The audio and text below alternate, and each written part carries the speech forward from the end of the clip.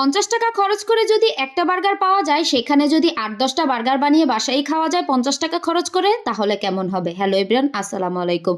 আজকে মা ছেলে মিলে তো 50 টাকা খরচ করেই বার্গার বানিয়ে খেয়ে ফেললাম। তো চলেন আজকে পুরো ব্লগটা দেখলেই তো বুঝতে পারবেন যে কিভাবে কি করলাম। তো ফার্স্টেই হচ্ছে একটু মেয়োনিজ করে নিলাম। বাসায় আজকে মেয়োনিজটা বানাই নিলাম, যদিও মেয়োনিজটা সাথী বানাইছে। আমার এইসব নাস্তা পানির যে কাজগুলা সেগুলা দেখা যায় বেশিরভাগই আমার ছেলেই করে, মানে আমি সব কিছু রেডি করে দেই, ও এইসব কাজে আমাকে অনেক হেল্প করে। আর মেয়োনিজটা ম্যাক্সিমাম টাইম ওই বানায়। তো সাদকে বলছিলাম যে আমি সব কিছু উপকরণ দিয়ে দিয়েছিলাম ব্লেন্ডারের মধ্যে, ও আস্তে আস্তে মেয়োনিজটা কিন্তু করে নিয়েছে। আর আজকের মেয়োনিজটা একটু খেতে বেশি ভালো হয়েছে। আজকে যে মেয়োনিজটা বানাইছে সেটা একদমই ঠিক ছিল। তো আমি এখানে অর্ধেকটা বয়মের মধ্যে তুলে রাখলাম, আর বাকিটা দিয়ে আমি এখানে বার্গারের একটা সস বানাবো। বার্গারের পেটির ভিতরে দেওয়ার জন্য একটা সস তৈরি করব। তো এখানে হচ্ছে আমি বারবিকিউ সসটা দিব আর সাথে টমেটো কেচাপ দিব। তো এখানে ফার্স্টে আমি টমেটো কেচাপ দিয়ে নিলাম। আপনারা আপনাদের অনুমান অনুযায়ী, আমি এখানে আমার অনুমান অনুযায়ী আমি দিয়ে নিচ্ছিলাম। তারপরে বারবিকিউ সসটাও আমি একটু মিক্স করব।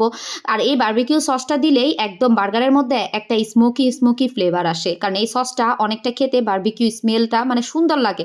তো যাই হোক, এই তো বারবিকিউ সসটা আমি এখানে মিক্স করে তারপর একটা বাটির মধ্যে ঢেলে নিলাম। এবার হচ্ছে বার্গারের বাকি সবকিছু রেডি করার পালা। আর যেই দিন এই বার্গারগুলো বানাইছিলাম সেই দিন আমাদের আসলে কোনো চিন্তা ভাবনাই ছিল না বার্গার বানানোর। বাসায় কিছু গোল বানানো হয়েছিল, তো ওইগুলা দিয়ে যেহেতু ছিল, তো সাদ বলতেছিল যে চলো মামুনি আজকে আমরা বার্গার বানাই।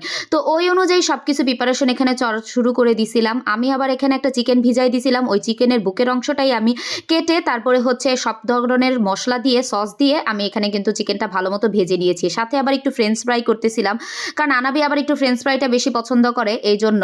আর এই তো যে বার্গারের যে বানগুলা ছিল সেগুলো আমি হালকা করে হচ্ছে একটু বাটার দিয়ে একটু ভেজে নিয়েছিলাম। তো ভাজতে গিয়ে ওইখানে আবার সাদকে দিয়ে আমি আবার আরেকটা কাজ করতে গেছিলাম, ওইখানে উপর থেকে সাদ কিছুটা পুরাই ফেলছে। তো যাই হোক, আমরাই তো খাবো। তারপর বাকি সব কিছু মিক্স করে নিতেছিলাম। আর যেহেতু কোনো প্ল্যানিং ছিল না, এই জন্য বার্গারের ভিতরের আর কোনো কিছু দেওয়ার কোনো চিন্তাভাবনাই নেই। এমনিতেও শশা কেউ খায় না, মানে শশা বার্গারের ভিতরে যদি দেই সেটা খাবে না, টমেটো একজন খাবে না, এই জন্য ভাবলাম কোনো কিছুই দেওয়ার দরকার নেই, জাস্ট হচ্ছে চিকেনটা মিক্স করি আর ভিতরে যে সসটা সেটা দিয়েই হয়ে যাবে। আর সসটা খেতে এমনিই এত ভালো হয়েছে কি আর বলবো। তো আমি এখানে ফার্স্টে কয়েকটা বানাই নিছিলাম। এর আগে মাঝখান থেকে তো আমাদের অনেকগুলো বার্গার বানিয়ে আমরা খেয়ে ফেলছি, লাস্টের দিকে একটু আবার ভিডিও করতেছিলাম। আমি এখানে লাস্টে একটু কয়টা বানিয়ে ভিডিও করে নিতেছিলাম। আর এই বানগুলা একদমই ছোট ছোট ছিল। আর 50 টাকা বলছিলাম এই জন্য, কারণ 50 টাকায় এখানে 10টা বান পাওয়া গেছে।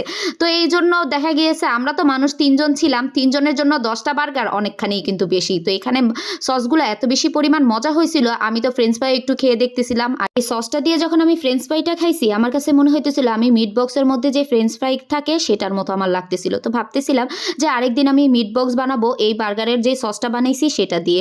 আর এখানে খেতে খেতে আমি তো 2টা বার্গারই খেয়ে ফেলেছি। তো এই তো ছিল আজকের মতো, টাটা বাই বাই।